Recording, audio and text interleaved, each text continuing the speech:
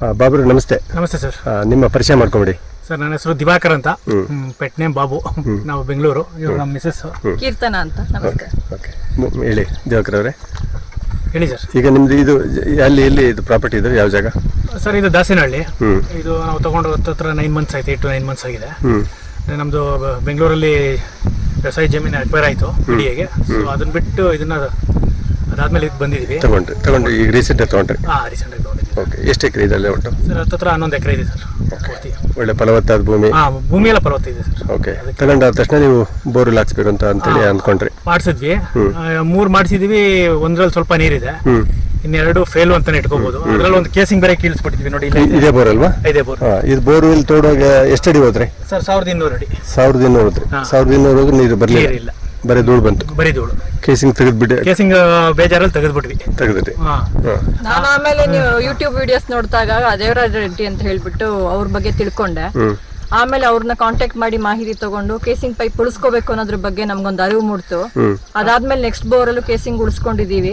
ಈಗ ಅವ್ರನ್ನೇ ಸ್ವತಃ ಕರೆಸಿ ನಾವೊಂದು ಪರೀಕ್ಷೆ ಮಾಡಿ ಅವ್ರ ಮುಖಾಂತರ ನಾವೇನ್ ನೆಕ್ಸ್ಟ್ ಫರ್ದರ್ ಸ್ಟೆಪ್ಸ್ ತಗೋಬೇಕು ಅಂತ ಮುಂದುವರಿತಾ ಇದೀವಿ. ಈ ಒಟ್ಟು 3 ಬೋರ್ವೆಲ್ ತೋಡಿದ್ರಿ. ಈ ಬೋರ್ವೆಲ್ ನೀರು ಬರಲೇ ಇಲ್ಲ.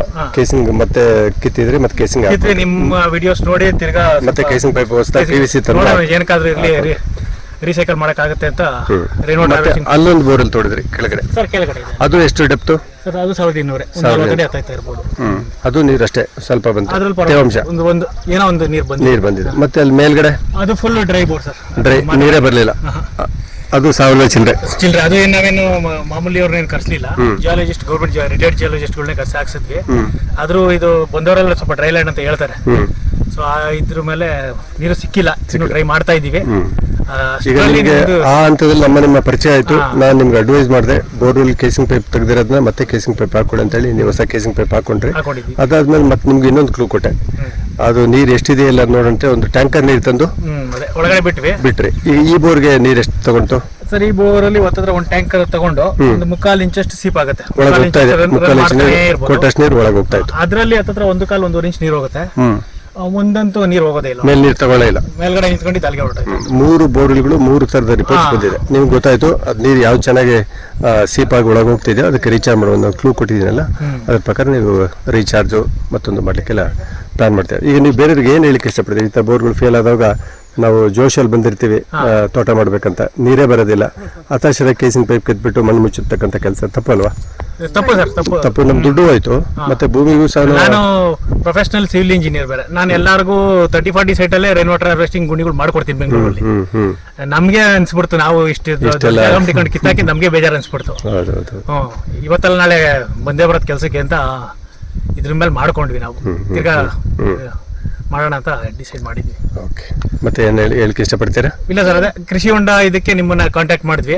ಅದೀಗ ಇನ್ಮೇಲೆ ಈಗ ನಮ್ಮ ಡಿಸ್ಕಷನ್ ಇಷ್ಟೇನೆ. ಯಾಕಂದ್ರೆ ಈ ಬೋರ್ಗಳೆಲ್ಲ ನಿಮ್ಮ ಇಡೀ ಪ್ರಾಪರ್ಟಿಯಲ್ಲಿ ತಗ್ಗು ಪ್ರದೇಶದಲ್ಲಿದ್ದಾವೆ. ಎಲ್ಲ ನೀರು ಅರ್ಧ ಬಂದಿದ್ದು 10 ಎಕರೆಯಲ್ಲಿ ನೀರು ಬಂದಿದ್ದೆಲ್ಲ ಇಲ್ಲೇ ಬಂದು ಪಾಸಾಗಿ ಹೊರಗೆ ಹೋಗ್ತಾ ಇತ್ತು ಇಷ್ಟು ದಿವಸ. ಇಲ್ಲೊಂದು ಸಣ್ಣ ಕೃಷಿ ಹೊಂಡ ಥರ ಮಾಡ್ಕೊಂಡು ನೀರು ಸ್ಟೋರೇಜ್ ಮಾಡ್ಕೊಂಡು ಇಲ್ಲಿ ಅಂದ್ರೆ ಬಂಡೆ ಬರ್ತಿದೆ, ಸುಮಾರು 8 ಅಡಿ 7 ಅಡಿ 6 ಅಡಿಗೆಲ್ಲ ಬಂಡೆ ಬರ್ತಾ ಇದೆ. ಹಂಗಾಗಿ ಆಳದ ಕೃಷಿ ಹೊಂಡ ಮಾಡ್ಲಿಕ್ಕೆ ಕಷ್ಟ ಆಗುತ್ತೆ. ಸಾಧಾರಣ 15-20 ಅಡಿ ಹೋಗ್ಲಿಕ್ಕೆ ಆಗೋದಿಲ್ಲ. ಮತ್ತೆ ಕಲ್ಲನ್ನು ಬ್ಲಾಸ್ಟ್ ಮಾಡೋಕ್ಕೆ ಕಷ್ಟ ಆಗೋದ್ರಿಂದ ಇಲ್ಲೊಂದು ಸ್ಟೋರೇಜ್, ಮಳೆಗಾಲದಲ್ಲಿ ಹರಿದು ಬರುವಂಥ ನೀರು ಇಲ್ಲಿ ತುಂಬಿಕೊಳ್ಳುತ್ತದೆ. ತುಂಬಿಕೊಂಡಿಂದ ಪಂಪ್ ಮಾಡಿ ಎತ್ತರದ ಜಾಗದಲ್ಲಿ ನೀವು ಕೆರೆ, ಕೃಷಿ ಹೊಂಡ, ರಿಸರ್ವಾಯರ್ ಏನು ಬೇಕಾದ್ರೆ ಹೇಳ್ಬೋದು, ಅಲ್ಲಿ 1/2 ಎಕರೆ 1 ಎಕರೆ ಕೆಪಾಸಿಟಿ, ಒಂದು ಅಟ್ಲೀಸ್ಟ್ 75 ಲಕ್ಷ 1 ಕೋಟಿ ಲೀಟರ್ ಕೆರೆ ಮಾಡಿಕೊಂಡ್ರೆ ಇಡೀ ನಿಮ್ಮ 10 ಎಕರೆಯಲ್ಲಿ ನೀವು ಯಾವುದೇ ಬೆಳೆ ಬೇಕಾದ್ರೂ ಧೈರ್ಯವಾಗಿ ಹೋಗ್ಬೋದು ಅನ್ನೋದು ನಮ್ಮ ಒಂದು ಇದು ಸರ್. ಅದೇ ಕಾನ್ಫಿಡೆನ್ಸ್, ಅದೇ ಪಾಸಿಟಿವ್ ಆಗಿ ಅದ್ರ ಮೇಲೆ ಇದ್ದೀವಿ. ಈಗ ನೆಕ್ಸ್ಟ್ ಸ್ಟೆಪ್ ಅದನ್ನೇ ನೋಡೋಣ ಅಂತ ಇದ್ದೀವಿ. ಮಳೆಗಾಲ ಮುಗಿದ ಮೇಲೆ ನಿಮ್ಮನ್ನು ಕಾಂಟ್ಯಾಕ್ಟ್ ಮಾಡಿ ಮುಂದಕ್ಕೆ ಏನು ಮಾಡೋದು ಅಂತ ಡಿಸೈಡ್ ಮಾಡ್ತೀವಿ ಸರ್. ಓಕೆ, ಸರಿ, ಧನ್ಯವಾದ. ಇಬ್ಬರಿಗೂ ನಮಸ್ಕಾರ. Thank you sir.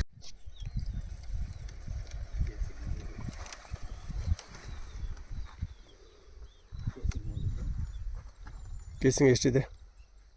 Casing sir 15 ಅಂದರೆ 13 ಮೀಟ್ರ್ ಇದೆ. 13 ಮೀಟ್ರ್. 13 ಮೀಟ್ರ್ ಇದೆ.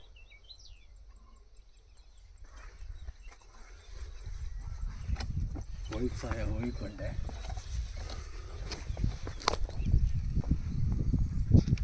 ಈ ಕಡೆ ಚೆನ್ನಾಗಿ ಕಾಣಿಸ್ತೈತೆ ನೋಡಿ ಸರ್.